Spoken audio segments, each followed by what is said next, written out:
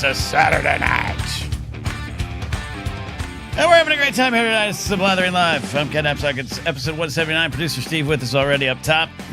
Why? Because I forgot to press the right button. Just wave politely at the camera, Stevie.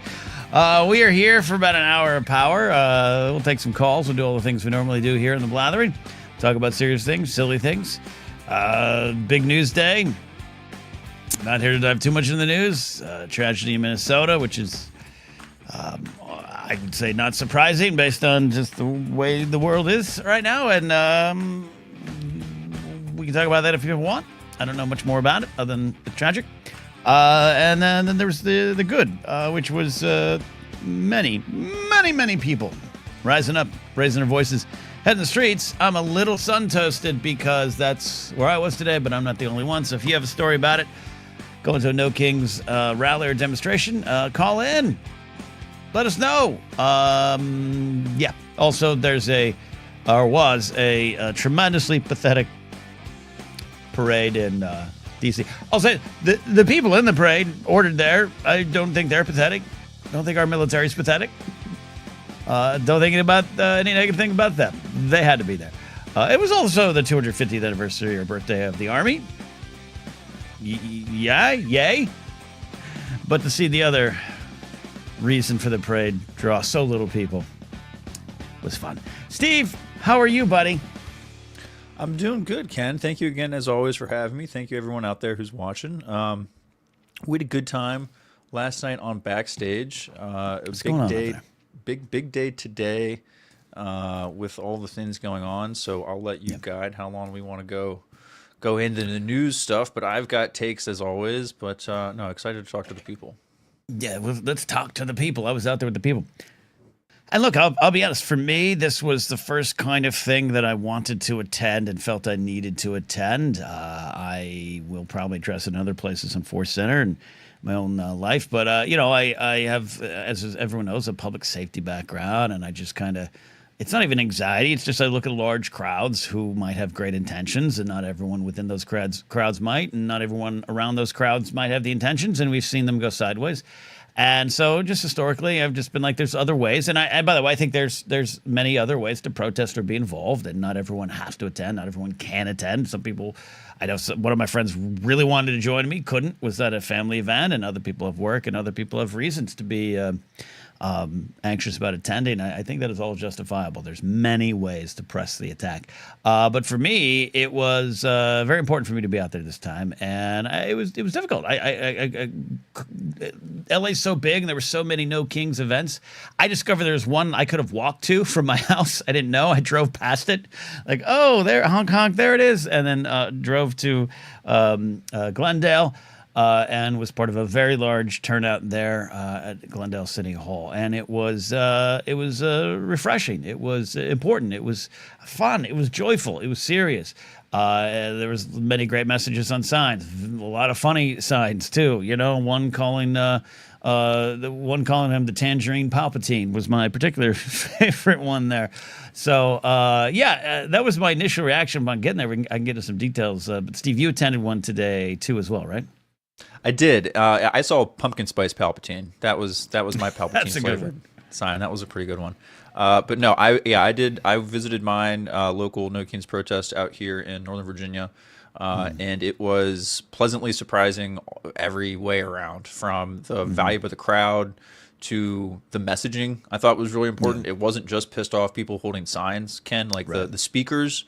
Like, yes, there was plenty of rightful bitching, as I like to call it, which is righteous bitching, as we want to call it, because it's go for it. You're not wrong. Yeah. But there was also like, here's what we want to do. Here's how we can make this better. Yes. Here's how you can continue to drive what you're doing today. So and it was a little bit more productive than just vote, which is again, kind of top of the list, but it's very important. Seriously. But you can only do it very limited times, right? But what do we do in between voting cycles? So they were talking about that a lot, and putting messages out in the communities, and that was very important. No, it was like it restored a little bit of my faith in humanity. Just the amount of the volume that people were there, the way the crowd was. I was surprised. I'm just saying, like, you would walk around that crowd, and if you didn't know what it was, you wouldn't necessarily assume everyone was there against Trump. You wouldn't have maybe pegged some of those people yeah. that way. I'm just be totally open about that, just because. Let's. No, let's. I absolutely agree with that. I didn't know what to expect in Glendale. Didn't know the size of Glendale. I mean, I know the size of the city, but I didn't know the size of the event.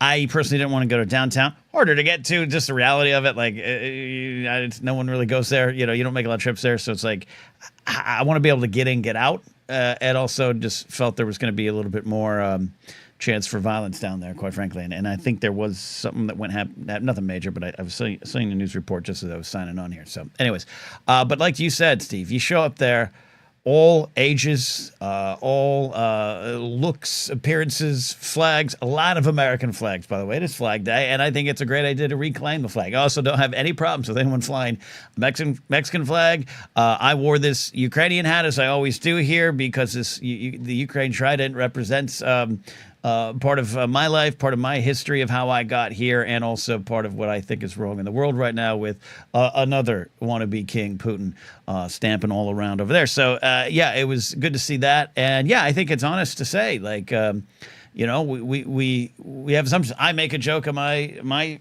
set about looking like a Republican podcaster, and I think I'm going to develop a bit because, Steve, I can't help my 17 years in public safety. So when I show up to events, I immediately look like an undercover cop. I think 90% of the people in attendance who saw me were like, there's one of the undercover cops. There's one right there. There he is. There he is. And it was a little bit of a hot day. I'm still sweating. I wore my Hope T-shirt, which I wore a Star Wars T-shirt as well. Oh, yeah. I was like, that was the closest I had to like a. I wanted to get one of those like trendy "I have friends everywhere" shirts that everybody wants to buy now, just because like they're a lot of people had those signs too. Yep. Yeah. But I didn't have anything like that, so I just wore my OG Star Wars like movie, the OG movie shirt, and had a Star Wars hat. And I was like, hey man, this is the best I could do. And after the demonstration was over, we walked out of the lawn outside City Hall, and I met my wife and baby at the barbecue place around the corner because that wasn't the best. While it is a good spot, we didn't think it was the best place to bring a little kid and a pregnant lady, and when it's hot outside. So I went by myself, but we went to a great barbecue place around the corner, and the guy was like, "Oh, you like Star Wars?" So I was like, "No, man, never heard of it." As I had my shirt and hat on, I was feeling a little spicy. What is that? What is that? We had a good time. So I mean, I wore. It was hot. I wore all black, this hat, but I also had a green jacket on just to hold things. And I usually don't let weather conditions affect my style decisions too much. So that even looked more weird. Like that undercover cop's nervous. He's really sweating, and he's just passed, and he has no sign, and he's passed us at least 20 times. But other than that, it was a lot of fun, and fun's fun. I'll say, I think fun's the appropriate word to use here. Yeah. It's serious. Everything about this is serious. This is life and death in some cases. This is about freedom and rights. But I think you talked about restoring hope, I think, in humanity. Just being there. There was an older guy next to me at one point. I was doing laps around. I was having a lot of fun crossing the street. And also, I was like, I make sure no one's going to run. I'll be the guy between the car and the crowd. I had my security background, was kicking in. But I sat next to an older guy on a bench, or stood. And he said to someone else who passed by, he says, "Isn't this great? Look at all these different people that showed up." And I think that's the takeaway I had. There's always more in the fight, like you said. Starts with voting, starts with actually doing things, the action that is needed. One of the state senator who represents my district, Caroline Menjivar, who I think I've said before, used to work for me as a security guard. She used to work underneath me and the other director, and she's gone on to become a state senator. She was actually in the front lines of some of the stuff going on in the San Fernando Valley. And at the end of the day, Steve, like you said, refreshed hope. Just a little bit. Just a little bit, at least. So. Yes, absolutely. So, but I was happy to be part of it. It's a little bit of like, putting your money where your mouth is from action has to start somewhere, right? Well, so. Look, for me, it doesn't mean if you don't go, you're not. But I just mean from a very basic standpoint of the least I could do is show up at my local park and say, hey, this isn't okay, right? I have been saying lately, because we had, I didn't go down, when the ICE stuff started to kick off, just because I think I knew what that was going to become, and I wasn't comfortable being there. And this was my first. This is, I think in the 80s, I had to go to a pro-life rally. think my parents made me go there. And to my mom's credit, was like, probably not the best place for children right now. And they didn't attend many after that. But for me, for me, the choice to go was simple, like I said, but also difficult. But I was watching last night, and it was a game time decision for me, Steve, right? You know, like, I do have some work to do. I do have some squirrels to feed. There might be reasons for me to stay here. Maybe I'll just donate. And last night I was watching part of the new doc that's on Hulu from Questlove. It is about the life and times of Sly Stone, who just passed away. It is called The Burden of Black Genius, the story of Sly Stone. I highly recommend all of you check it out. I'm about halfway through it, but it's already a winner. But they were showing, Sly Stone rises as an artist with the band, the family Stone, in the 60s and the tumultuous 60s that we all know about. And so a lot of the songs are protest songs. So they were showing clips, and I was like, you know what? I do want history to record that I showed up for these, right? That I use my platform as I can. I use my stand-up to talk about things from time to time, and I know who I am now, but I just want to be in that. If there's a shot 50 years from now, this is the right time for me to be here. And it's not and I think it's important to just reiterate, it's not a purity test thing. It's not just exactly what you say. It's like you want to be able to say later on, I was there in some way. Doesn't mean you were you're at some picket line in the front lines doing some crazy thing and whatever. You added your voice to the pool in another way besides voting, and that is a hell of a lot more than what a lot of people do, and that's how change happens eventually, gradually. I agree with that. And it's awesome to hear that this is the first time you've done something like that, because just think of how many other people are experiencing that for the first time this weekend too, right? Yeah, absolutely. That counts for something. No, absolutely, and maybe a sign of the times, and I've been open with my kind of political and social journey over the last decade or so. It's something I would not have done, and hey, look, this was not something I've done recently. Didn't go to any of the marches, didn't go to this, that, didn't put on this hat to go out there, because I do think it's a safety concern in the back of my head. That's why I joke about being the undercover cop. But the moment I get there, I stiffen up. And I walk, like, it's just 17 years doesn't go away easy. So for me, anyways, but enough about me being there. I want to hear if anyone else was there. If you got stories, call on in here today, and we'll go from there. And, we'll try not to make too much fun of the wannabe king throwing himself a birthday party that no one really showed up for. There might have been more people in Glendale than the National Mall today. At least not that had to be there. There was a lot of people in the National Mall that had to be there. A lot of people were basically working. I saw someone post. Yeah, this is why in the past you see, this is why dictators force people to come to the parades. But if you just throw a fascist parade celebration and give people the choice, this is what's going to happen. This is what's going to happen. Thankfully. I just hope the roads aren't too fucked up for the next time I drive down to DC. That's all. Right, them tanks crushing the roads there. So there we go.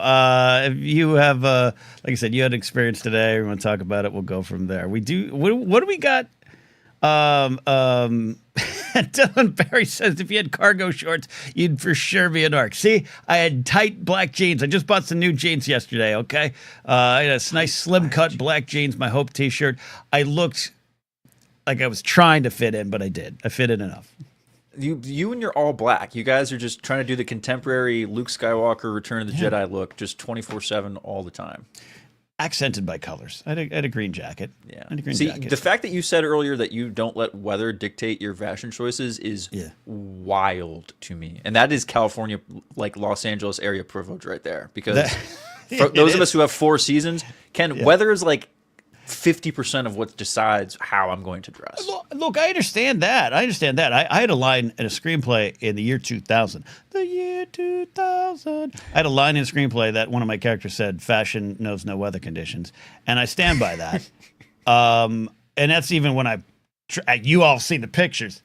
It wasn't fashionable, and I'm not like walking the Paris runways here now. But yeah, I kind of believe that. But I understand what you're saying. Like, look, when I was in DC, the last time I was in DC with Ellis, I couldn't feel my fingers when I was fucking walking around. It's so fucking cold there. Because I love walking around. I went to all the monuments and I just walk around by myself. And I grabbed like like a coffee, then I needed to grab another one just so I could have feeling in my hands and soul. So that's not a problem to me. I'm just like, but you weren't going to see me at goddamn shorts in public because it was hot. No, tight black jeans, black shirt. No. Let's do it. I got to show those calves off, so I wear shorts all the time. But anyway, we'll move on. Well, if you got good calves, the right shorts. Yeah, you put the work in on your calves. So last night you did something on Blathering backstage. You played some games. I did. This was a fun little story. We're gonna do a little more later tonight after this stream is over. A little break between, but so we started a game of RimWorld. I'm not gonna take too much time explaining what that is, but it's the adventures, Ken, of Ben, producer Stan, and their Wookiee friend named Little.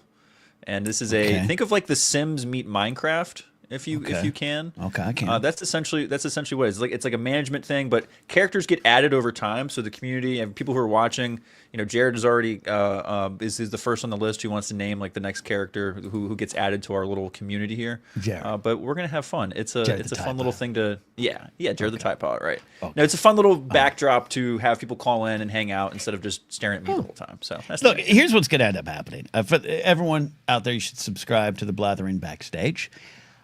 Go head over to that YouTube channel. We drop clips and shorts. But this stuff with Steve. Everyone's going to come here for Steve. That's what's going to end up happening. And I can't wait. Stop it. I cannot wait till I can take a night off. Guess what? Joan Rivers is hosting the show tonight, okay? Johnny Carson taking the night off, okay? Hey, if you need a break, just let me know. No, but Will McClain checked in last night. We had some great guests. But yeah, we named our community our faction, Ken, they're called the Blatherites. I love that. And our community is called Blathertown.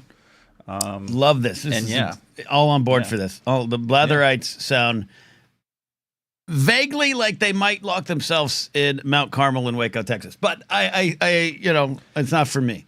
You're doing we'll see. Steve. That's the thing. The game, I don't really make too many decisions, Ken. It kind of just happens. That's what's fun about this game is it has like ultimate replayability, kind of D&D RPG-esque. Anything can happen. It can get wild. They can want to start killing each other at any minute or just be happy and productive. We'll see.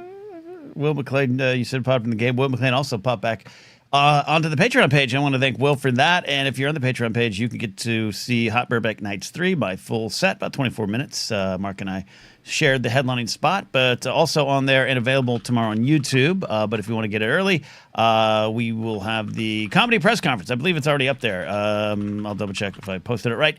But the comedy press conference, which we did afterwards, which was questions from the audience for about 10 minutes. It was a lot of fun. We'll do it again. So, and also a Pop Rockin' Radio. It's already up today. Tribute to Sly Stone, Brian Wilson, and the Beatles, Stevie Wonder, some other legends. I don't do the legends a lot on Pop Rockin' Radio. I do more current or, recent music from the last 10, 15, 20 years. All right, it's the 90s, 30 years. But we went back to 60s and 70s with some stuff there, too. Steve, do you have a favorite Beach Boy song? Are you a Beach Boyer? Yeah, not really. I don't think I have a favorite song. I couldn't tell you like a favorite song off the top of my head. I'm sorry. I don't. I'm a big Brian Wilson fan just for his place in music, and I have always been that. But just not grew up from the beach. Could see the beach from my house, but was not a surfer kid. Tried, failed. So I just never gravitated towards the vibe of the Beach Boys from especially back in the day. But In My Room's great too. And of course, God Only Knows, I think is an all timer. Amazing stuff with them. And that's the thing. I really appreciate Brian Wilson. And Sly Stone. I've always been a fan of Sly and the Family Stone, even though I didn't really know it. One of my favorite songs has always been Stand, which is literally a song about stand, you've been sitting much too long. There's a permanent crease in your right and wrong. It is a song of protest. And as a kid, I was like, this is just a great tune about standing. Just didn't know, but I loved it. But I've been a Sly and the Family Stone fan for a long time. All right, let's bring Jared on because you said there's something we got to settle with him. So Jared the Tie Pilot's here, one of the Blatherites. He probably wears a long white robe with a hood. Not that kind of hood. Whoa. Yeah, no. Bad Ken. Sorry, Bad. that's me. In my head, I was describing an Amish like long white gown with a bonnet, but instead of saying that, I painted you as a grand dragon. I apologize profusely, Jared. I did not mean to go that way. Okay. You didn't have to. I should have said bonnet. I should have said bonnet. You should have just stopped before Grand Dragon, but yeah, okay. Oh. I was Folks, I'm going to describing. be changing my name, and oh my! I was describing. I was in my head. I was thinking of the girls of the band Wet Leg before this recent image change. They started as kind of. They looked like cultists, and that's all I was saying with the Blathering. Jared, I'll shut up. How you doing? You know what? I'm just going to quickly move past. Me and Steve are fighting. Okay. Why is this? Why is this? He put out a challenge, mission, quest, however you'd like to phrase it, to the community, and now he's continuously moving the goalpost on me whenever I have the evidence he requires. Okay. Okay. So explain. What evidence do you have that he requires? He's changed. The basic question was: I need a picture of Amelia Clark next to a gentleman in a polo shirt. These images exist. And he keeps telling me, nay. I have sent him these images, but they're not good enough for him because, it's in this situation. She's not just out with on a date with a dude with it. Like, damn you, Steve. Okay. Damn you. So Steve, because I am openly trying to court Amelia Clark, Steve is trying to find a picture of her with a man in a polo shirt that she is romantically involved with. Steve, is that I just want to make sure I'm right about that. Has the prosecution rested? Do I have the floor now, Jared? I'm just setting it. This is a pretrial conversation. Oh, okay. Yeah, so okay. That's fair. what you're looking for. Because you want to dash my dreams or something? No, not that. No, Your Honor, no, not dash anyone's dreams. We had a conversation a while back in which, like you said, talking about Amelia Clark, and you were like, Amelia Clark would never be caught dead with some schmuck in a polo. It was something along those lines. We'll have to go to the tape, but something like that was said. Yeah. And I did the due diligence to say, I didn't even say anything. I just quietly looked, and then in chat, I was like 20 minutes later, guys, I've been looking for a picture of Amelia Clark in a polo, and I can't find anything. And then a week later, Jared sends me all these pictures of Kit Harington in questionable shirts that may or may not be polos. Some of them are lawn sleeves, some of them are button downs. And then he thinks he has a trump card of a press junket shoot with Amelia Clark, Kit Harington, and D&D. And D&D are both wearing your typical white guy polos with jeans. And I'm like, okay, this is a picture of Amelia Clark with a dude in a polo. But kind of the spirit of what we were talking about, Ken, is Amelia Clark out, kind of paparazzi out, about in the wild with a dude in a polo. Like the idea being, can a dude, a schmuck in a polo, pull Amelia Clark, for a lesser term to say?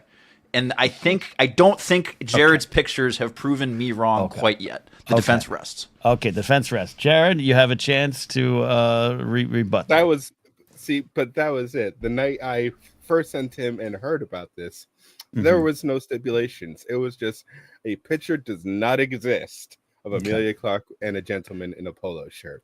That was the only stipulations. Okay. I'm going to try this too. If you can find it, especially if it's a dude not named Kit Harington. Because, remember, the idea was, would Amelia Clark date some guy who wears a polo, he's been with because he does? And the idea is, of course not.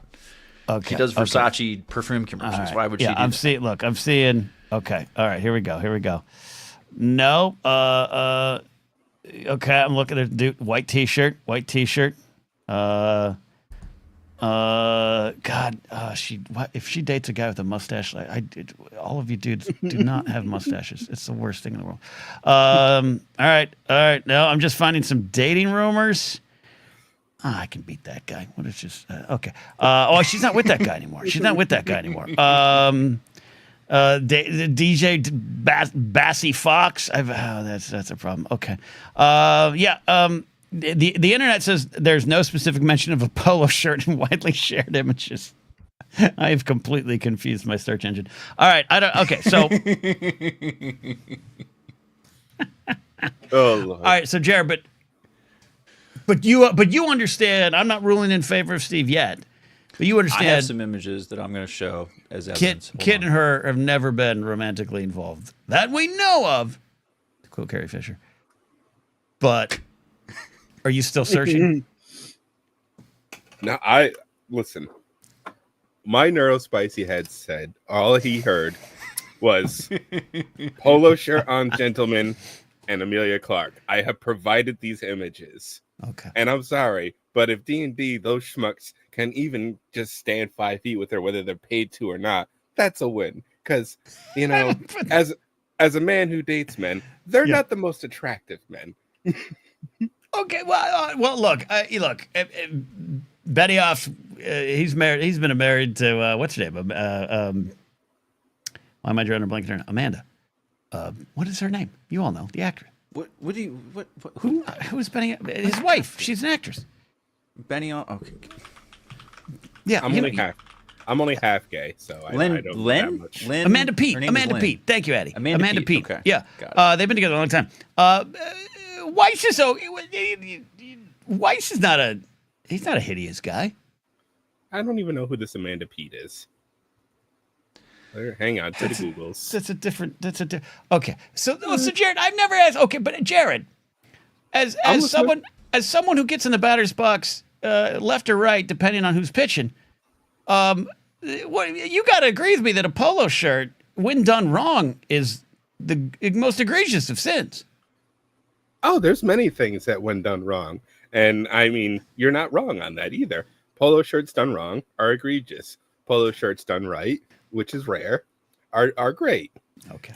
There's many things that have to go right for the polo shirt to be the proper dress. Yeah, and part of it is you got to have guns like Daniel Craig in Casino Royale. That's part of what has to go right. I was going to say, there's many things that got to go right here. Yeah, exactly. All right. So Jared, you can keep searching. Steve, we'll just set clear parameters in any searches going forward. I guess that's what we do here. That's the arbitration decision. I'm glad we got that straightened out. Yeah, we did. That's right. For now. We're gonna fight this. We will find this. Damn it. Meanwhile, Amelia Clark, she's feeling right now wherever she is in London. She's got this like pain inside her head. She's like, "What the fuck am I feeling? Are there some doofuses talking about me? Like, what's going on?" Oh yeah, you know. Again, I point out, her and I made eye contact. Okay, her and I made eye contact in 2018. I'll never forget it. I will never ever forget it. She has no memory of it, but I'll never ever. It was second only to Lawrence Kasdan eating that tri-tip for the second time with me. That was the only thing that was more important to me that night. I'll argue against the Kasdan one. A man remembers seconds with another man when it comes to tri-tip. That is not an experience you just wash away. He might not remember your name, but if he saw you, tri-tip is immediate. I just, because I'm a seconds guy, and that's the problem. Like when I was at that baby shower 2 weeks ago for the mayor of Burbank, they put this beautiful banana pudding down in these tiny little sperm sample size cups. All right, I don't know if that was the theme. I don't know if it was on purpose, but those little tiny like boop. And so I go take 2 bites, it's gone, and I'm like, is no one else going to get seconds?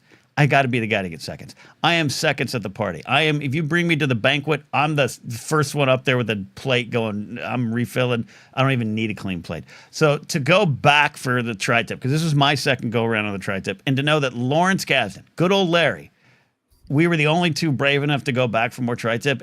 I felt connected to him and Han Solo in a way I hadn't felt my entire life. Exactly. Like I said, that is an experience. Kasdan knows you. Amelia Clark, she doesn't know she knows you, but she knows you. She wanted to. We'll get you there. She was like, she was like, I'm locking eyes with this idiot. What's happening? Why?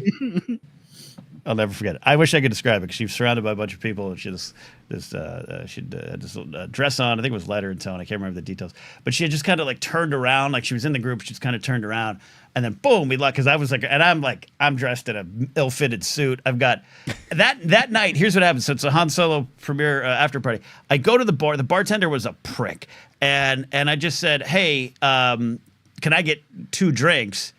Like. Because I don't want to go back, right? I'll double fist because it's just easier. And he gives me this big, and he gives me 4 because for some reason he thought I was ordering for someone else. I was by myself. So I had 4 drinks. Jesus. I had 4 rum and cokes. And I go back to like Maud, Garrett, Sam, Whitworth, everything, and everyone's like, just like, Jesus. So I was down in them, but I was down to my last one, and I come turning in the corner, and she happens to step out of the group, and here I am, just like drunk on rum. You all have seen me drunk on rum. It was a night. I also did this to Katherine Heigl one night. In 2000, and you dropped this name. What's that? You dropped this name. No, oh no, I didn't know her. No, this isn't. No. I was the security director at the time at the farmers market. It was like a Friday night, and she was at this French restaurant we had there. I think it's still there. And it was just like the height of the knocked up days. This is, before some of the dramas on Grey's Anatomy, which I have no stake in. And I just kept walking around like 4 times just to be like, is that Katherine Heigl? Oh, that's Katherine Heigl. Oh, Katherine Heigl's pretty. Oh, look. And on like the 4th time, she gave me this look like, I'm Katherine Heigl. Get the fuck away from me. I'm having a French day. And I was like, all right, I'm out. All right. Oh, All right, Jared, did we solve it? I'm so glad you clarified your neutral stance on Grey's Anatomy. Thank you for that. Well, because I know there's a lot of people who, they didn't like her. Suddenly the world turned against her. And I don't know if that's justified. It's dicey ground. When suddenly you're like, she's complicated. I've heard some of the stories of other folks. Like I got stories for days of Natalie Portman and the prequels. I've heard for days, but like I think it's dicey ground to walk on. You know what I mean? So I get that. I get talking about the people, but you just made it sound like her character. Like there was like a plot choice on Grey's Anatomy that you were very upset with. That you're like, no, she slept with McDreamy, and I just couldn't take it anymore. My girlfriend at the time was a big Grey's fan, and I knew some of the storylines, but not all of them. So fascinating stuff. All right, Jared, did we solve everything? What's else? What's on your mind? Can we let you go? What are we doing? No, I all right. I got my mission parameters now, I guess. Okay. But Steve admitted in private chat he was moving the goalpost on me. 100%. But that's what a good lawyer does. Okay. That's what. Yeah, Oh, indeed. God. Indeed. All right. Thank you, Jared. We'll do some calls. No, next Thursday do some more Game of Thrones. Finish season 5. Yeah, Love it. definitely. Cool. And All so right, then, Jared. Yep. Do steroids belong in baseball? Good night. Do steroids belong? Sure. At this point, why not? Why not? All right. Steve, was I fair in that decision? Excellent. No, that went about as well for me as I could have expected. So I'll take it. Okay. Yeah. Okay. I'm not JMB's calling me he's joking. He's calling me a name dropper. I'll drop some names every now and then because I think it's hilarious. Yeah. I've been to Michael Giacchino's household. Like I've been there. Like I've hung out with some crazy people. It's just part of life. They shit too. Don't worry about it. Like they have heartburn after dinner. It's good. I have one good celebrity eye contact story. Yeah. I did share this on Blue Sky, so I'm sorry for repeating it. But I peed next to Nick Lachey in the bathroom at Madison Square Garden, and we looked right at each other. We were the only 2 people in the bathroom. You gots to. Yeah. You got to. I just like glanced over because it was just he pulled up second for the record. Yeah. And he went 2 stalls over. There's probably 15 stalls. That's good. Empty. It was all empty. He went 2 stalls over. Mm-hmm. And then I just kind of like did they acknowledge that there was a human next to me, and he looked over and just gave me like the chin up head nod, and I was just What's like, up, dude? And I just immediately went back straight. Immediately got stage fright, couldn't pee. Waited for him to finish, and then I was actually able to pee. You gotta close your eyes. I don't want to close my eyes. That would have looked so weird. And then Nicholas is going to look over and see I'm closing my eyes. When I'm in a public restroom, and like especially if you're at Dodger Stadium and they got that trough, which is still the weirdest. I don't understand that. Do they have that at any Philly stadium or any sports stadiums you go to? The trough? Oh, I love a good trough. I can't do the. It's so. You can't do the trough. What are we doing here? Is it like what are we farm animals? Like what are we doing here? Give the best. Saving the environment is what we're doing. How? I'm open to hearing why. Why does the trough save the environment? Because there's not a million flushes. Not that anyone really flushes anyway, but now you're not doing a million flushes. It all funnels into one thing. It's efficient. It's efficient. Yeah, Tully's right. Urinal politics is subtle but crucial. Yeah. Oh, Addy has no context. I'll give you the context. At Dodger Stadium, when you go to the bathrooms on the male presenting side, by the way, anyone can go in there. I will stand up for your right to go to that trough. I don't think a lot of people should go to the troughs, though. I think you should avoid it. It is a giant trough. like you could, like 12 cows are going to take a bath in it, and every dude's dude's really long bathtub. Yeah, it's like a really long bath, and there's constant running trickle of water, and then there's nothing between, and then just you walk up, whip it out, and you go to town, and there's 19 dudes next to you. I can't do it. I can't do it. There are like unwritten rules because like people kind of just once it gets crowded, like at the end of a quarter at halftime, and it gets really busy, you know, people fill up the trough, but like efficiently, like you're not touching elbows. Like it's very much, you don't make physical contact. But we use enough of the space. You know what I mean? See, it's Brady's saying that Brady's saying it might have been replaced. It may be. Maybe they changed. I don't know. Last time I was at Dodger Stadium was for the Lady Gaga concert, and I don't recall going to the bathroom. So because I didn't want to miss just a second of Gaga. I hope they change. Environment. Yeah, sure, great. I don't know, but like, the best public bathroom experience. Two. I'll give you two. Okay, not in terms of the action, Steve, but the locations, the situation.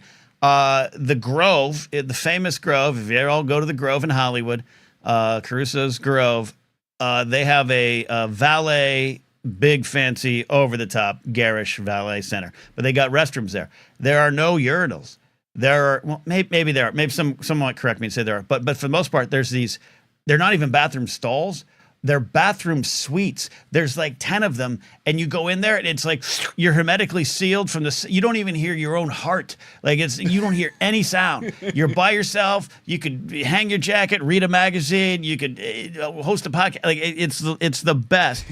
And the other thing that's the closest to that is there's a rest stop on the 40 freeway in Tennessee, towards the beginning of Tennessee from the west side by Memphis, maybe before or after Memphis.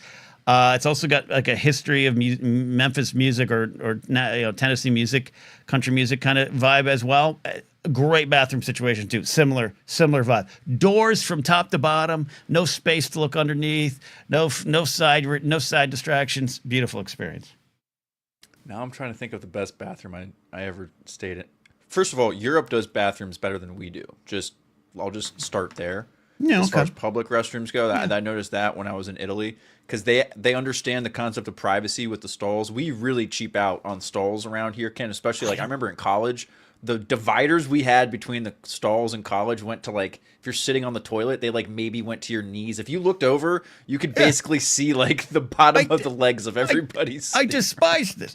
Okay, I despise this. At Defy Media, Screen Junkies, that second floor that we are on, there was only one bathroom. Okay, one bathroom. For Defy Media employed hundreds of people, plus freelancers, guests, celebrities, everyone. One bathroom. Yeah. 2 urinals, 1 stall. Uno. Right. Uno stall. And so if you were lucky to get it, and you'd have the joy of about a 2-inch gap to where you would see faces looking at you to see if anyone was in there. You could conduct business. I don't understand. And then hotels do this too. When Joseph and I went to Star Wars Celebration in Chicago, we checked into our first hotel, put up there graciously by the Schmodown crew. Basically, Mark Ellis had covered the rooms for everyone. And we check in 2 beds, shared it, cool, all good. And Joseph comes out. I'm kind of unpacking. He goes, I think we have to change hotels. Not even rooms, hotels. And I go, whoa, what's going on? And he closes the bathroom door and he's like, this can't happen. And it was like 6 inches. It might as well not have had a door. It might have been a prison cell. And I was like, you're right.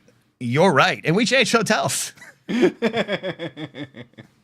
couldn't even just get like, it was more efficient to change hotels and just get singles or whatever. No, yeah.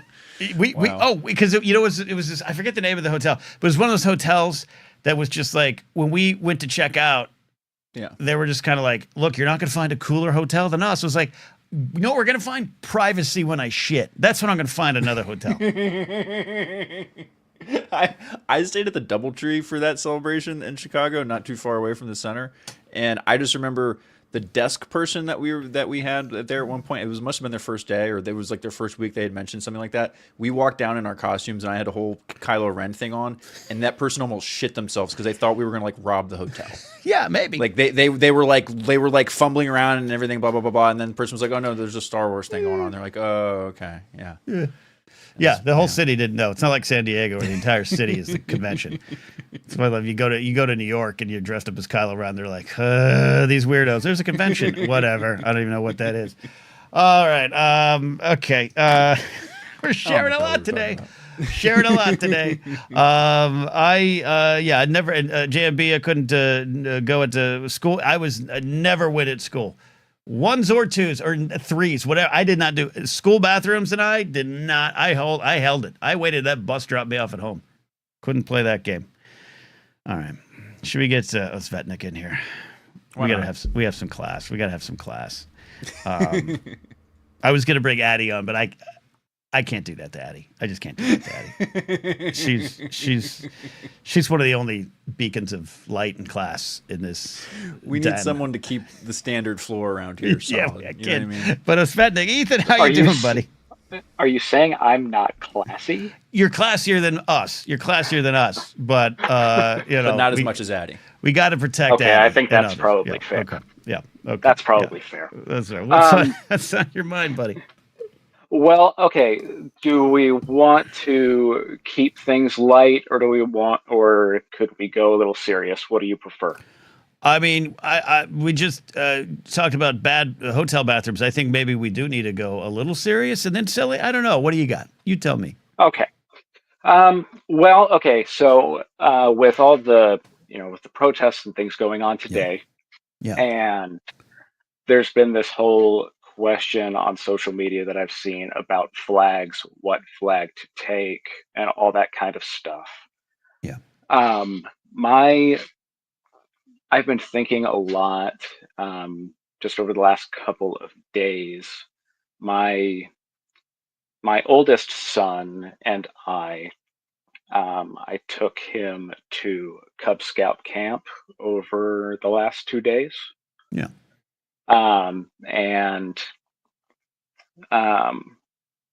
So obviously with Boy Scouts and all that whole thing, there's a lot of kind of patriotism and all that stuff kind of baked in, right? A lot of pledges of allegiance. Yes. Yeah, and all that. And the campfire last night or the night before, they did a flag retirement ceremony in which they burned an old flag that was it was for it to be done. It had served its purpose and now was old and frayed and needed to be retired, right? Okay. And they read, and along with that, they read this poem that was all about the meaning of the flag and all of that. And as they were reading it, honestly, I just felt sad because I knew, what it's supposed to mean. But I feel like in the last 10 years, that meaning, for me at least, has been stripped away just by the association of the people I see flying it most. Mm-hmm. If that makes sense. Yeah, 100%. And, because anymore I feel like I see it flown along with a MAGA flag or just a really large flag in somebody's front yard along with a sign. Yep. And and I felt sad about how I feel like that's kind of been lost a little bit, and then angry, but then also today just seeing all the protests and everything, kind of proud again to see people trying to in a way like reclaim it. Yeah. Does that make sense? Yeah. Any thoughts on that? Yeah, a lot of thoughts on that. I appreciate what you're saying, and I'm right there with you on it. I think personally, I've never owned anything that is an American flag. I've never flown anything, the American flag. I don't have an American Eagle jacket, including anything from the store, American Eagle. But you know what I mean. My family didn't have that. We didn't fly flags, that kind of thing. I think my dad would probably tell you, well, look, the only kingdom is the one that Christ is coming back to take, and I actually get what he means with that. There was always a story of one former monarch. I do not know who. Someone might remember, maybe Queen Elizabeth the First. It's some kind of Kate Blanchett's character, whatever. Who wanted Christ to return so she could put her crown before Christ. And I've always liked that. I've actually always reacted positively to that story.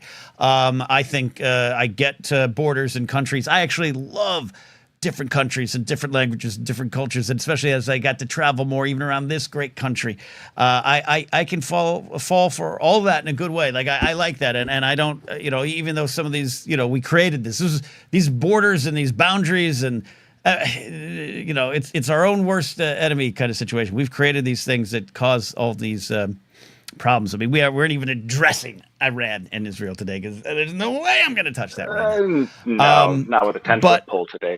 Yeah, a 10-foot flagpole. But exactly. I'm with you. I think I've always been a little. I have to own that I have always been a little cynical to the flag. Not cynical to the country, but because it's just this symbol that even when I was different mindset, that flag represents a lot of things to a lot of different people, a lot of different countries, as we know, right? And as I learn more about those kind of things, yeah. So that's where I enter the thing. But when the Mexican flags are flying in the protests, and the people who are upset at it, often are the people okay with Confederate flags being flown or taken to protests, often okay with Trump flags and everything like that. Sure. So I throw that out. I do have a friend who we were talking about this not too long ago, and he's like, we've got to. He's like, because I was sharing my when I said, I got this neighbor. It is Flag Day today. There's a reason to have them, but he's got a giant flag with a big eagle on the top, and it almost touches the ground, and it is larger than a truck, and he flies it on special occasions, and you know what he's doing with it. Today, Flag Day, I'll give him that. But when he flies it up, he's reacting to something in the news that the Tangerine Palpatine did, and he's supporting the Tangerine Palpatine. You know that's why he's doing it. You just know. Well, why do we know? Because he's an asshole who's yelled at neighbors. He has a problem with one of our black neighbors and has been very apparent with it. He's a problem. He's a problem. So I was talking to one of my friends about that. He goes, we have got to reclaim that from him. We've got to reclaim that from him. And today, a lot of different flags. Yeah, people in Boston fly the Irish flag, right? I got this Ukrainian hat on. There was a large amount of American flags. We were in front of a city hall. It took the thumbnail is Glendale City Hall, flag flying high. A lot of flags. And I think that is important. This. I think so. Yeah, I agree with you. I don't think there's any issue with whatever flag you wanted to fly. Trans rights flags, any of them. I think, but I'll say this: I think that at its best, at its most idealistic, at its most positively symbolic, the American flag could represent that melting pot that we're supposed to be. Yeah, it does. You know what I mean? It could. And I think there's also a question of the difference between patriotism and nationalism in this whole conversation as well. I'm proud of my country, but I don't think it's better than other countries, and that we should be the number one of everything, because frankly, we're not. American exceptionalism. Yes. I think it often gets conflated. Saw a lot of signs actually addressing that. Nationalism isn't patriotism, racism isn't patriotism, like all those kind of things that people have a lot of thoughts on that. And I agree with that too. And even Colin Kaepernick taking a knee and getting advice from a Navy SEAL or whatever it was to how do I do this by still showing respect? Those who want to be offended are going to find themselves offended and move themselves so from the issues. It becomes, even this week, it became about the flag. And in fact, we see the administration and the minions behind it using the Mexican flag at a protest to say the invasion has begun. So they use it for that. They use it for a tool, and that's where it becomes almost parody for me. And I was at the end of the day today, it's a gut feeling. I was happy to see a lot of American flags. Daddy's question, no, none of them are upside down. I saw that on a couple T-shirts, the SOS sign, but no one there when they actually were flying it. So there you go. Cool. Well, and then I guess on a lighter note, so I'm going to turn my camera on here. You can show it or not. Are you really going to say that this doesn't work? I have on my polo and chino pants and some gray Converse. Are you really trying to sit here and tell me that doesn't work? Yeah, the button's got to go down to the belt. Everything else is fine. The gray shoes, classy. Cheeto pants, I don't look good at them. You do. But the button's got to go down, and the sleeves are too short, right? That's my problem with polo shirts too. They're either too long or too short, or you got to have Daniel Craig guns. I'm gonna be hardlining. Well, I don't have those, but yeah. Beautiful. Ethan, thank you. I appreciate you, buddy. Thanks for bringing a good topic to the conversation. Later. Have a great day. All right, Ethan. He looks good, Steve. He looks good. Proud of him. I'm glad he tried. I know I didn't think that was going to work, but I'm glad he at least tried. It all comes down to Amelia Clark. We're going to get her on this show. We're going to at least get her on the show. I'm going to ask her about polo. I'll get Amelia Clark on this show. I have 10 million questions to ask her about Daenerys, Kira, Last Christmas, anything. The first thing out of her mouth is going to be like, "What's your thoughts on polo shirts?" I'm looking. My next question was to see if I could find Amelia Clark on Cameo, but that's probably a little bit above her.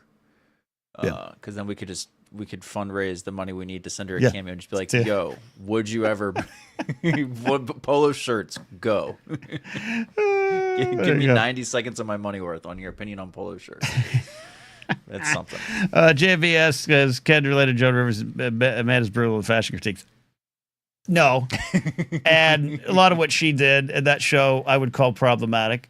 If you're happy, you're happy. But you damn well better believe I judge almost everyone who enters my vision on what they're wearing. I'm pretty bad at it. I'm pretty awful. I'm an awful human, Steve. I have...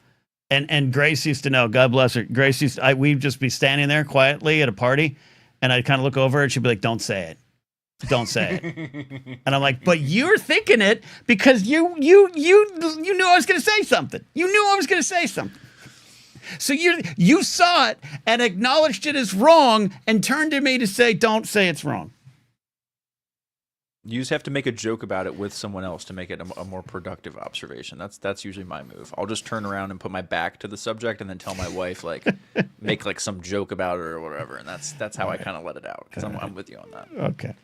That's the move. Brady does know Joan Rivers. All right, let's bring a little bit of class to the show. Well, Ethan was great. Ethan had a great question. That was on my mind. That question was on my mind today. So Ethan loved it, appreciated it, and he's classy himself. Tully says, "Now I know Ken would judge me harshly in public." Probably.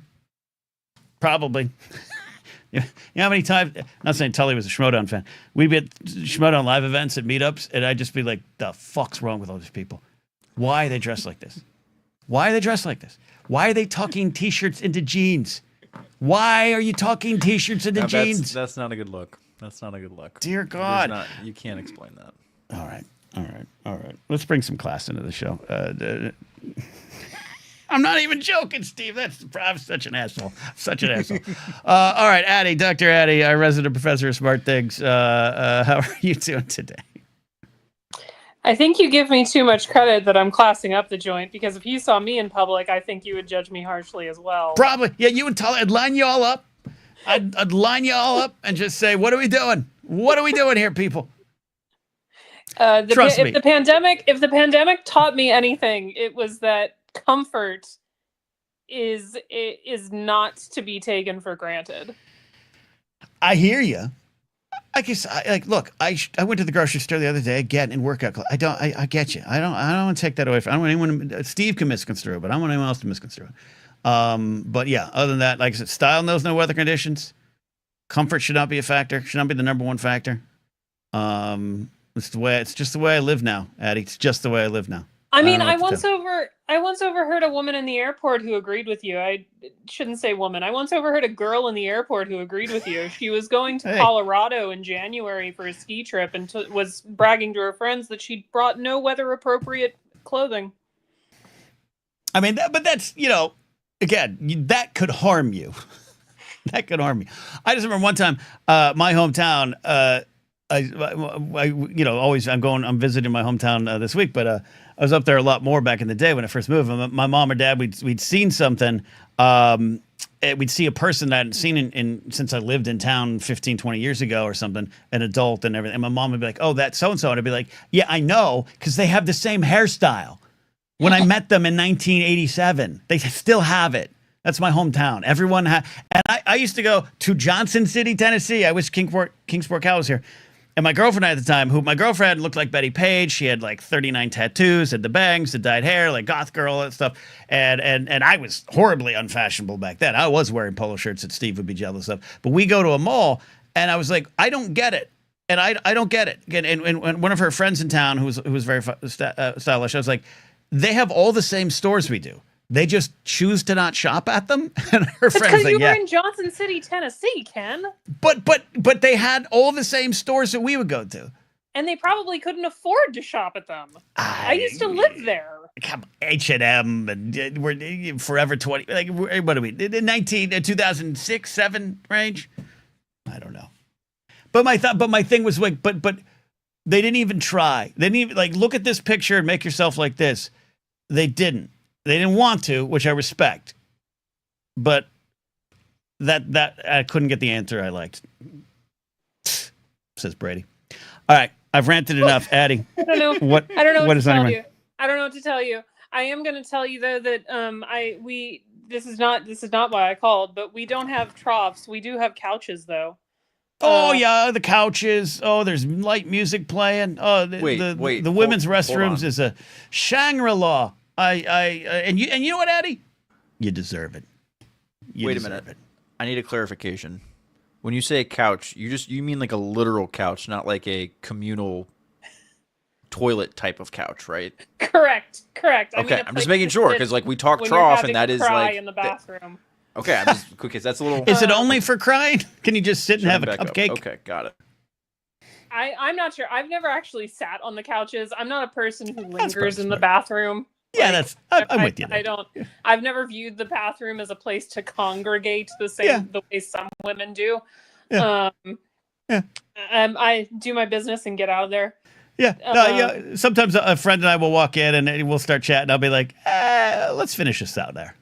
Let's go back to our seats. Yeah. I mean, I was at an event today, and the conversations I overheard people having in the bathroom and continuing to have while they were in stalls because they didn't want to pause their conversation while they were doing their business. It's remarkable, and I don't understand it. Yeah. But the worst bathroom I ever encountered was at a high school stadium when I was in marching band. It was an away game, and I used to refer to it as the prison toilets because they were metal, and without fail, we would always play this team in November. So sit on that. Sit on that, Potsy. Oh yeah, no, that's that sounds horrible. That sounds nothing about that. Unlike you guys, we don't have a choice. Yeah, look, you can hover and like a Major League Baseball catcher, but that ain't good on no one's knees, so it's not realistic. What are you talking about, Steve? That's the best way. I think even we should do that. We should do that more. All right? Like Yogi Berra, call it a pitch for Whitey Ford. Anyway, Addie, I'm dragging you into the trenches again, but what's on your mind tonight? I call with a lighthearted question. Okay. Because ironically, today was also the Trooping of the Colour in Britain, which is the military parade they hold in honor of the monarch's birthday. Okay. Which the monarch's birthday is actually in November now. It's not when they celebrate it. What's it called again?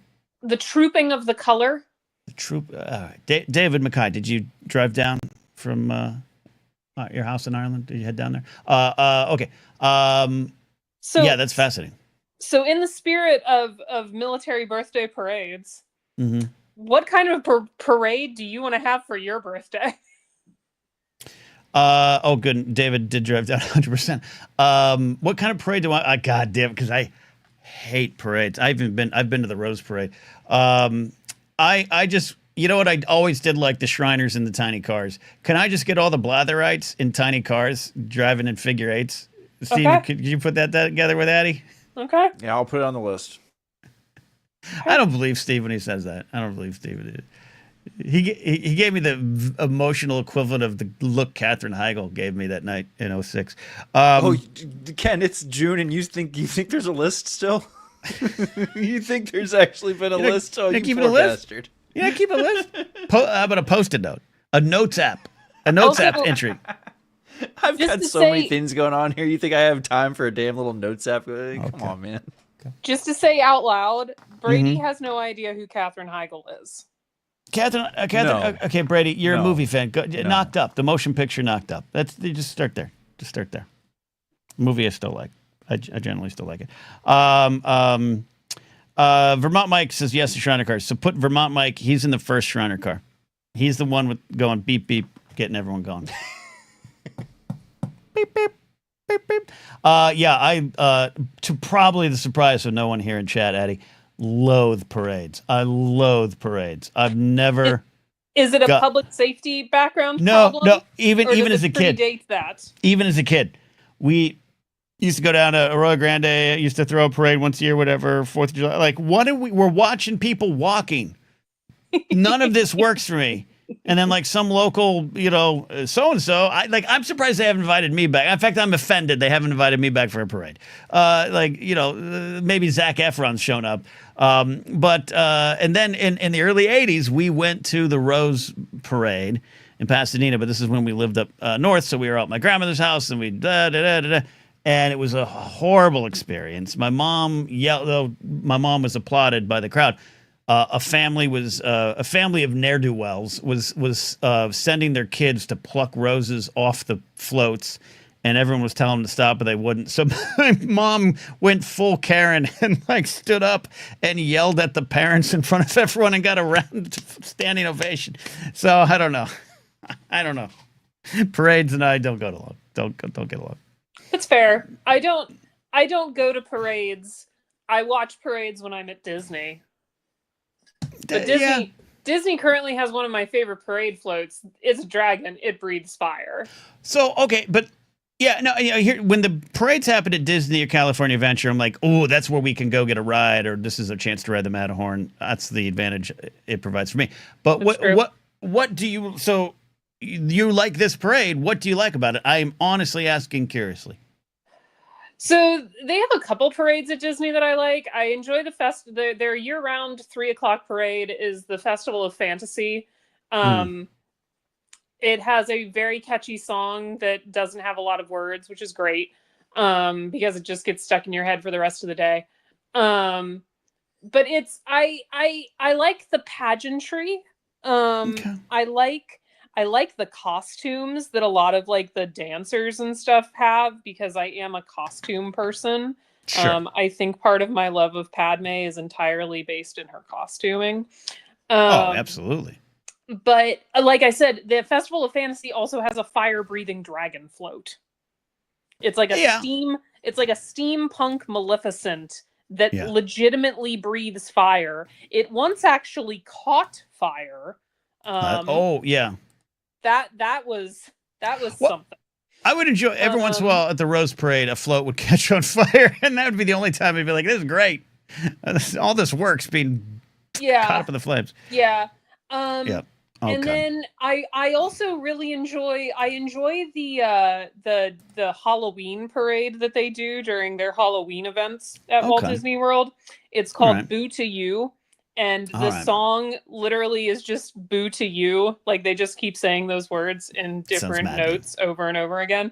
But it has to do with the spectacle of part of it. They have these grave diggers that are like zombies that have these shovels that they walk with them and they tear them across the road really fast and make sparks, and I just think it's cool. I don't know. Okay. There's a lot of fire-related things I'm realizing as I'm saying it out loud. Well, yeah, no, we'd have to investigate that a little bit later on.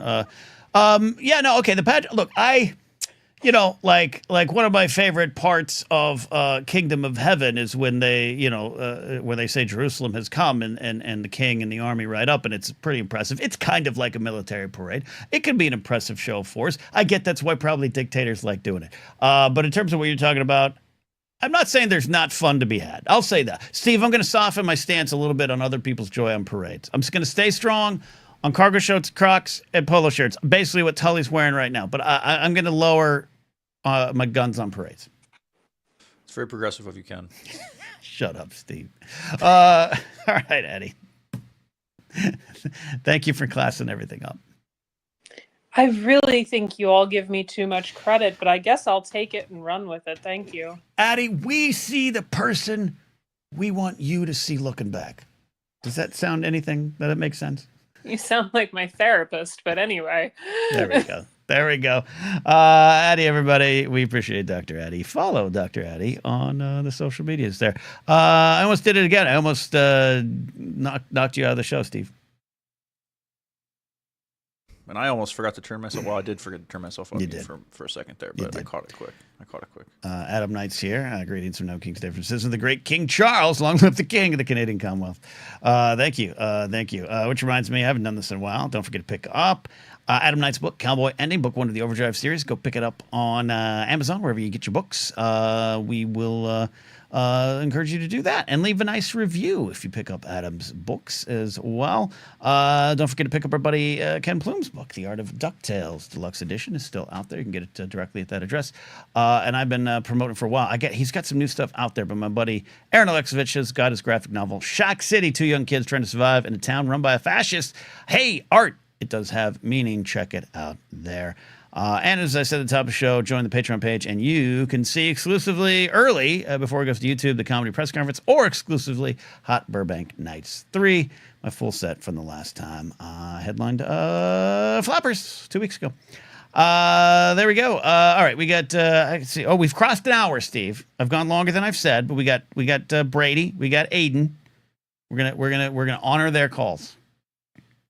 I know what that's all like, going a little long. It tends to happen on the backstage streams as well. Peer pressure's a bitch. What are you gonna do? Mostly from Jared, let's be honest. Brady, speaking of parades, how many Dodgers or Lakers Kings championship parades have you attended? Hello. Only one, sadly. Okay, what'd you like about it? I like the burning Waymos. That was fun. You went. Wait. No, I didn't burn a Waymo myself. But at the Dodger Championship Parade, they burned Waymos too. Do people just burn Waymos? That's a thing in downtown LA. What can I say? Okay, that's impressive. Okay, all right. Hey, Brady, here's the thing. I do not think on any level that you would burn a Waymo. Except I have been around you now. If you had like 1 or 2 drinks in you, there's a chance you'd call the Waymo for someone else to burn it. Yeah, maybe. Yeah, I think that. Tully says, am I really wearing a suit and tie for stand-up? No, I just wore a tie, but I have in the past worn a suit and tie. Did that a lot, actually. And it'd be not too comfortable. Not my style in the end. All right, Brady, what's on your mind tonight? Hit us. You got one shot here. One shot? Well, I just came from the No Kings Parade, but I couldn't attend myself because, worrying about I was with my friends who are immigrants, so yeah, we want to keep it safe. Sure. I just wanted to say, I was really happy that people showed up for us. People who generally cannot speak, in a way, and it was a very heartwarming, see the diversity of the group, honestly, and maybe get a little chippy. I love the amount of old white people I saw. Yeah. No, absolutely. Yeah, I loved it. Yeah, I hope that sticks. I hope it sticks. Yeah. I think it's very easy to be cynical that the journey of resistance starts and ends at a rally, But I think it's not a bad thing to have more of those folks there. Yeah. Yeah. So. And one funny story is that I saw someone they were in a mobility vehicle, and they were blasting Nipsey Hussle's song "Fuck Donald Trump" in the middle of the street, and we were all cheering for it, and it was great. Yeah, there was some of that. There was some of that today. Yeah, one of my favorite signs. There was a young Latino boy holding out a window sign that says Donald Trump has a mugshot, but my dad doesn't. And that was a beautiful sign. They were driving up and down the street. So yeah, a lot of great signs with a lot of great points. Yeah. I learned some new Spanish today too. Chinga la mitad. Oh yeah, I saw that sign.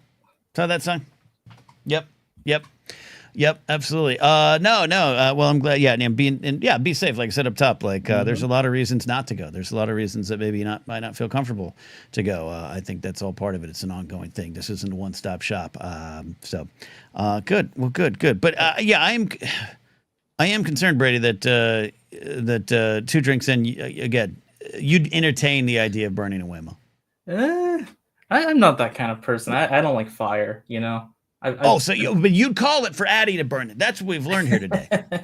At the Blatherite parade, at the Blatherite rally, Addie's going to say burn it. And again, I don't think it was. I think it was a great idea to burn the Waymos. What's that, Steve?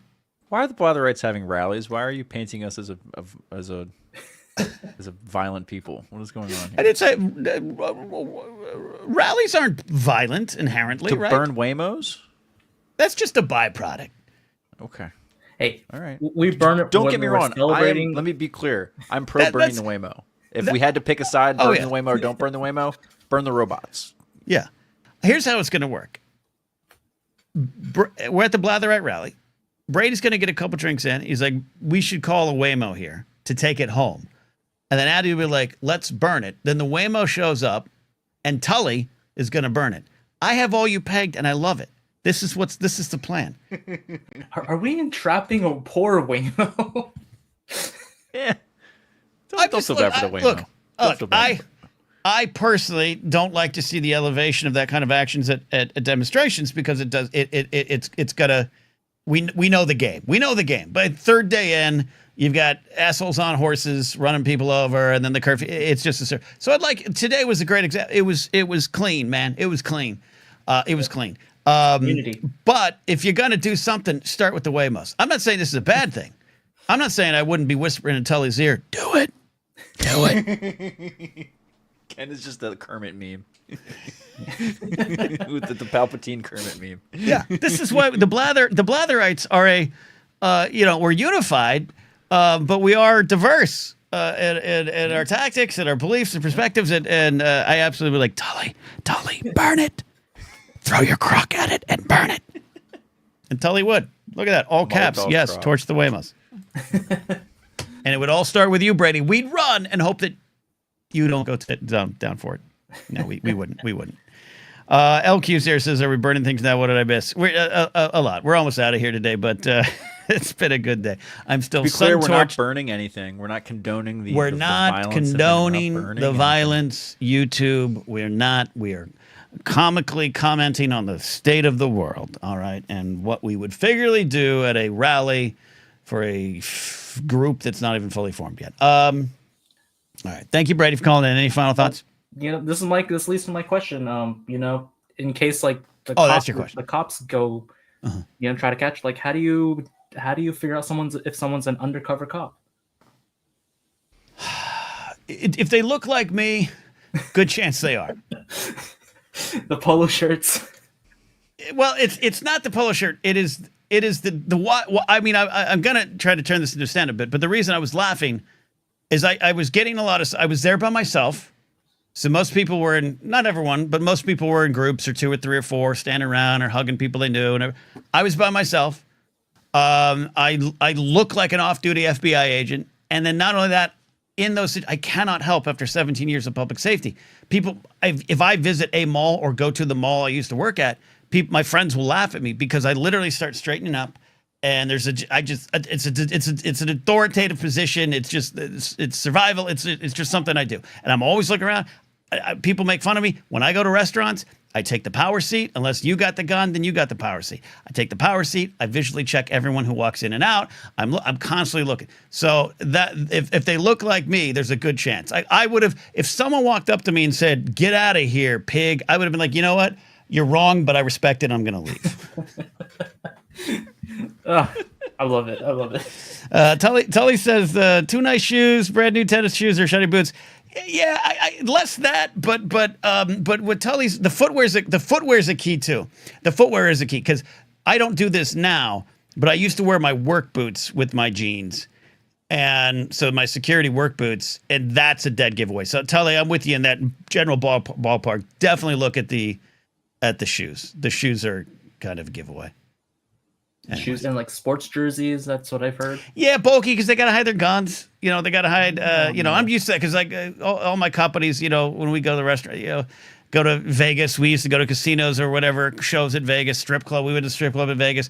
And my friend would be like, "Hey, here's my badge. Here's my gun. Do you want me to keep? Can I put it somewhere?" So they've got to hide the bulk at some point. Giggity.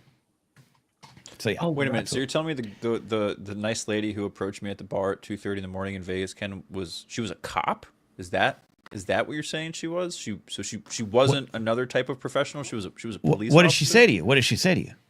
But also, yeah, I mean, it was 2:30 in the morning, and she was asking me what we were still doing, sitting in the sports book, and after all the games had been over, and I was like, well, no, she wanted to blow you for cash. No, she wanted to blow you for cash. No, absolutely, no, we know that, but I'm just okay. Okay. You made it sound like she may have been a cop because. She may be. Did you look at her boots? Did you look at her boots? I used to be. I used to be friends with. I was doing a project, and it was like 3 undercover LAPD officers that work in the North Valley who worked Sepulveda Boulevard going undercover. It was fascinating because none of them fit in. But anyways, Svetnik says, "What the hell is the power seat?" The power seat is when I go to a restaurant and we get a booth, I try to take the seat that behind me is the least amount of space or people, and I have an eye on the main door. And that's kind of that's the power seat. And I generally do not give it up unless you are this one friend of mine who is a cop and has usually 1 or 2 guns on him. So then I'm like, well, you get the power seat because you're gonna draw first. I have no gun. You tell me. But other than that, you can ask Grace. Jen Murrow's in chat. You can ask her. I always try to take the power seat. I don't trust anyone else in their eyes, Steve. I do not trust anyone else to keep an eye on that door. I have terrible vision, so I that's a good call. All right, Brady. Thank you. I'm gonna take this advice too hard. Did you? But okay, but Brady, you were at Barney's the night after after my comedy show. Where was I standing when we were all talking? Oh my God! Yeah, you were keeping an eye on the motorcycles. I was keeping an eye on the motor gang, the biker gang, and I had my back to a plant and the wall. I was facing everyone else that I could in that bar and patio. Power seat. Power seat. All right. Matty Gunner says it's true. Both times on a date, and he's at the power seat. There you go. It's not, but I would have of all the. I trust Matty Gunner because he would have put him in a full Nelson and flipped him over. It would have been good. All right, Brady. Thank you. Don't burn Waymo. All right. Steve. Couple more calls. How you doing? Buddy? You're gonna do some streaming tonight. Yeah, I think we're gonna do some gaming a little bit later on. I was thinking about maybe starting around 9:30. I'll try to stick to that. But yeah, we're gonna have fun. Okay. Just real chill. I'm just gonna play some games. People want to call in. I'll take some calls. You can blather. I'll watch you guys. I'll put you guys on. I got to do some work tonight. Then I'd like to be social tonight. I just don't know if I have anything planned. But I have to prep. I have to be honest, Steve. I think I really have a big crush on Kelsey Plum. I really think I do. I'm prepping this interview. Club. Get in line, buddy. Los Angeles Sparks guard, former Las Vegas Aces, first-round draft pick in 2017 with San Antonio Stars. I'm doing this interview. I'm reading all about her life. I got to get about 30 questions for Kelsey Plum, and I think I'm forming a little bit of a crush. Yeah, I don't blame you. She's the WNBA is having a moment. It's kind of, well, not really. It's having a moment. Its moment is just continuing after the past like year or Yeah, so, and yeah. she's one of the big stars, and she seems like a very nice lady. I'll just put it that way. You I'm a said, happily married man, Ken. you you you you said that I like love my wife. my mom when she doesn't approve. No, very much not that. No, that is that's just the polite way a married man says that he admires You're good. You're what good. another You're good. lady's putting out there. You're good. Okay, You're good. got You're it. good. You're good. Do my best, buddy. I'm choking on what little water I've left. All right, Aiden's on the line. Let's bring in Aiden here for a call. Aiden, what's up, buddy? Hey, Ken, how you doing? I know we're running into extra innings. Free baseball. Free baseball. So what's your question? Sorry, that came out ruder. I'm choking. Sorry. You have to let me choke. All right. I will say, the previous caller's question about like recognizing undercover cops is actually like you kind of. The unfortunate truth is you kind of don't till they're on you. Just because like Yeah. my old security gig, I worked at Gillette Stadium with a Patriots play. I remember we arrested someone once, and it was like that scene in The Fugitive where Tommy Lee Jones is pretending to be a homeless guy. Yes. Yes.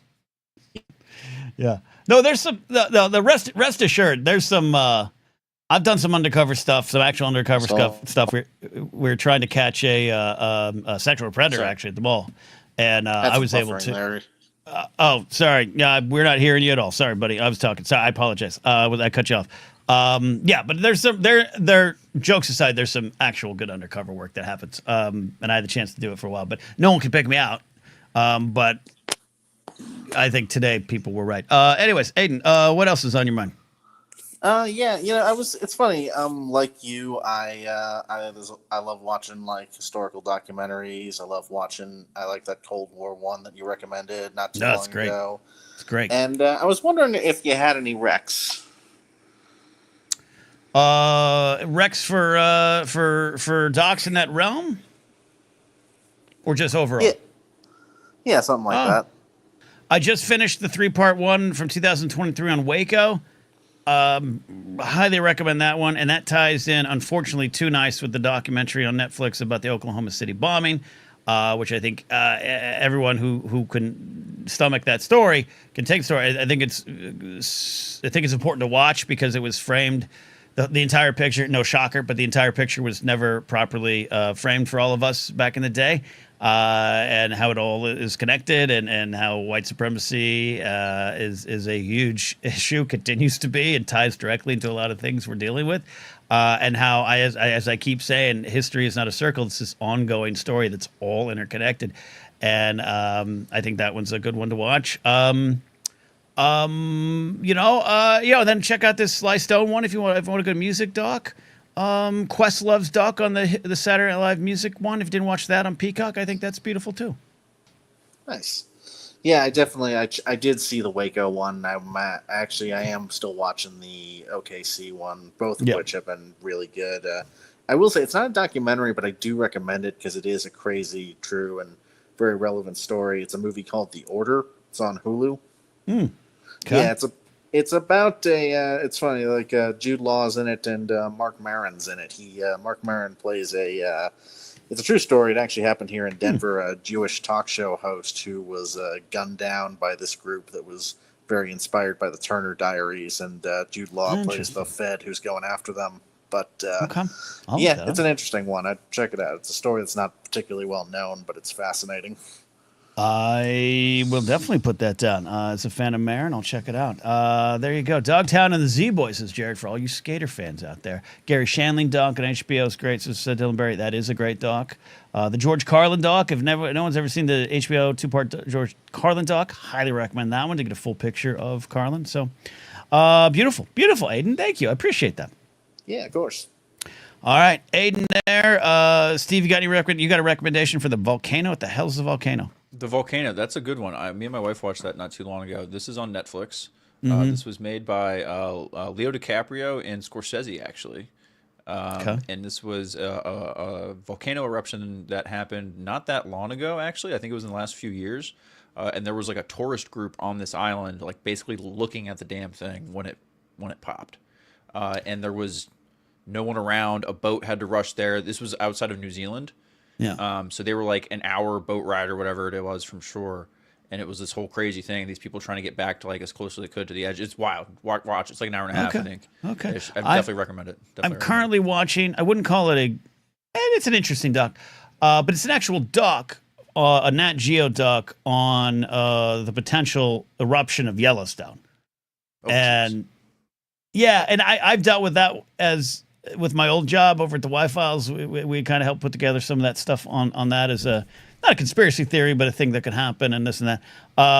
So I was like, oh, let me watch this doc. And it was straightforward. It's scientific. There's some great scientists in there and everything. They show some other volcanoes, some Mount St. Helens stuff too, of course. But I fell asleep halfway through, which isn't a statement of the doc. So I'll pair those two. I'll finish that and I'll go to that one.